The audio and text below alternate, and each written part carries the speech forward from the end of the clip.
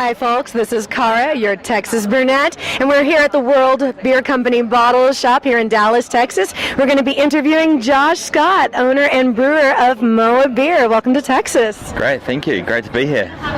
And on to the interview. We're extremely fortunate to have Josh Scott, who is the owner and brewer of MOA Beer from New Zealand, in town today. He's coming to visit Texas. And if you remember, last month we actually reviewed MOA's beers with the lovely Victoria Simos, who is the North Texas rep for MOA. And Josh has been kind enough to sit down with us and talk a little bit about your beers, maybe something that's up and coming. So thank you so much for coming in. We really appreciate it. Yeah, no worries at all. Thanks for having me. It's great. So tell me a little bit about the history of your brewery. I believe you started in wine? Yes, yep. I'm a winemaker by trade, or was a winemaker by trade, and the whole philosophy behind MOA is a winemaker's spin on a beer. But my background was always in winemaking. My family is a family winemakers, so I literally grew up with alcohol in my blood. So so it's kind of a natural progression to go from wine to beer, and then, what else? Who knows what's next? But yeah, I started working over in California at some wineries about 12 years ago, and got introduced to craft beer, and that was Sierra Nevada Pale Ale. Yeah, excellent start. Yeah, and that's what turned me from mainstream. I probably was guilty of drinking Budweiser at one stage as well. But then I think everybody's guilty of having a Budweiser just in an emergency at some point. Exactly. And started drinking Sierra Nevada, and I thought, wow, beer's actually great. It can be like wine. And then I started exploring more breweries in California, and then Oregon, and then around the States. Went to France for a couple of years winemaking, and saw a lot of those Belgium styles, those old Saison styles, and then I was hooked and went back home. Couldn't buy the beer, so I decided to make it, and went from there. In the early days it was very, very important, not having that capital outlay, but yeah, there's a lot of winemaking influences. I'm a winemaker, so I'm not a beer brewer. I mean, I never trained in brewing. I haven't done a microbiology degree. I know wine through and through, so I try to bring what I knew about wine and try to bring it to beer, and they actually marry quite well, especially craft beer. Traditional mainstream beer, well, not traditional, but mainstream beer doesn't, but craft beer does, because barrel aging, wine yeast, use a lot of wine yeast, which gives you some really fine beater bubbles and mouthfeel, and a lot of leaf stirring, and just a whole, even the way our beer looks in the wine bottles, it's just that whole bringing a wine sort of aspect to beer, I guess. Now in Texas right now, we only have 3 beers. We have the breakfast beer, we have the St. Joseph's Triple, and the Imperial Stout aged in the Pinot Noir barrels. And I heard you submitted 6 beers originally. What were the other 3 that you were trying to get in here? The other 3 beers are trying to get into Texas after, the market here is so educated, so I think these beers will go really well. It's our 5-hop, which is a kind of a New World ESB style, so it's kind of got that multi-backbone, but those lovely sort of aromatic hops. We do a lot of it on traditional hand pull back in New Zealand, and I think they'll go really well here. But the one I'm most excited about would be a MOA Methode, which is the very first beer I brewed back in 2003. I was actually going to ask you about that. Yeah, so that's like a Pilsner / Saison sort of style, and I think that'd be a great beer. And then obviously there are a lot of hop heads here in Texas. Yes, most definitely. So we'll definitely go for the Pale Ale, because that's a real New World hoppy American Pale Ale style hoppy beer, which I think people will love here. Excellent. So 2003, so you actually haven't been brewing that long. No. When you think about it. No. It's coming up 10 years. So wow. So it's happy anniversary. Yeah. So it's not that long ago, but yeah, I remember my first commercial brew. It was almost 20 years ago, maybe a little bit longer when we started. Not quite 20 years ago, maybe 17 years ago when I started playing around with craft brewing, using the kits, as everyone did. So as a teenager, because I couldn't buy alcohol, so I made it. But 10 years ago, the first commercial brew, and and then that same day that I brewed that very first beer, I went out into town to celebrate and meet my future wife. So I always remember that date. So yeah. United by craft beer. Yeah, exactly. So that's me and my man too. Oh, really? United by craft beers. Beer. There's lots of love in beer, Pete. Yeah, lots of love in beer. Yeah, cheers. I'll take a sip to that, definitely. So, we're all about using 100% New Zealand ingredients. So the hops, the malt, malt, the water, and that really makes a big difference to the beer.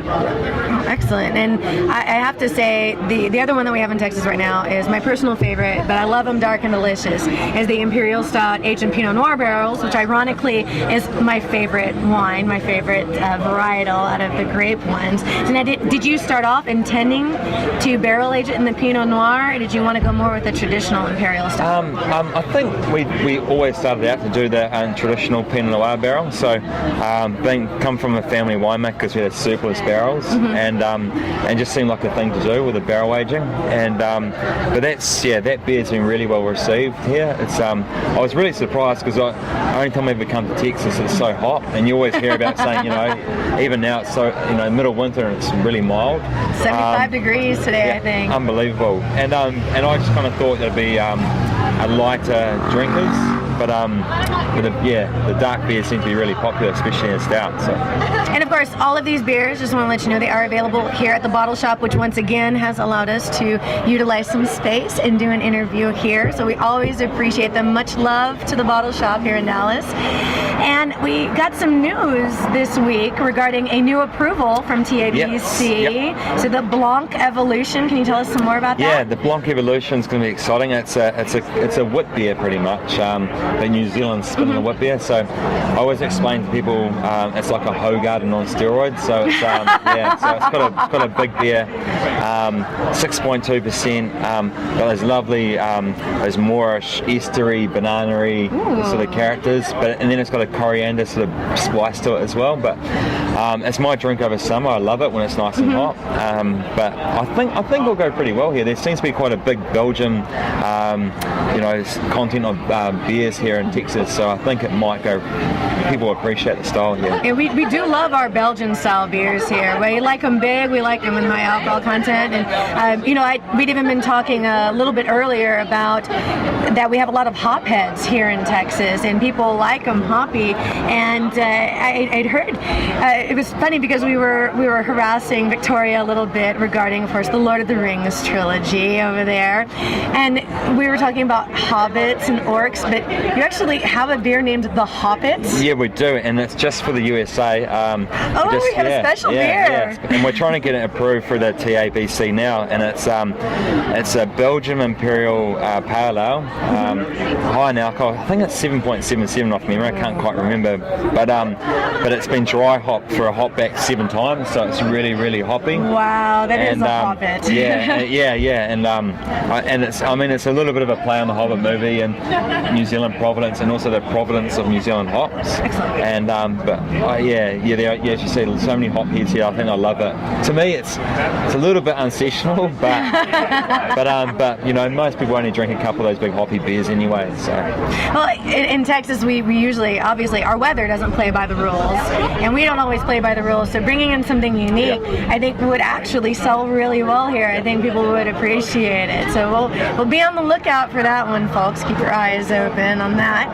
And speaking of Lord of the Rings, and of course the Hobbit, were you able to get in on set? Maybe link in there a little bit. Not quite, but I do know Peter Jackson is a big fan of MOA. Where the Weta workshops are based, where they do all the bits and pieces, as in Miramar, which is in Wellington, which is not so far from the brewery in the North Island.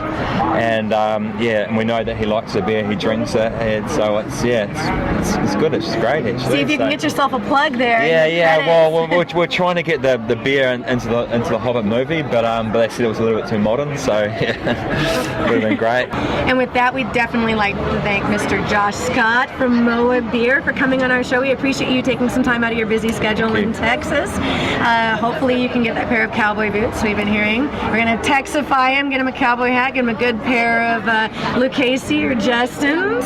And if you folks definitely want to tune in, you've got www.moabeer.com. That's MOABEER.com. They're also on Facebook and Twitter. You can follow them on Twitter at moabeer.com. Thanks for coming again on our show. Thank you. We really appreciate that. And a big thanks again also, of course, to the Bottle Shop here in Dallas. We love you guys, and enjoy the rest of your trip. I know you're going a little bit north in the U.S., and we hope you come back soon. Yeah, appreciate it. Thank you very much. Excellent. Yeah. Guys, you've been watching Bottoms Up Dallas on Deep Ellum On Air. Thank you so much.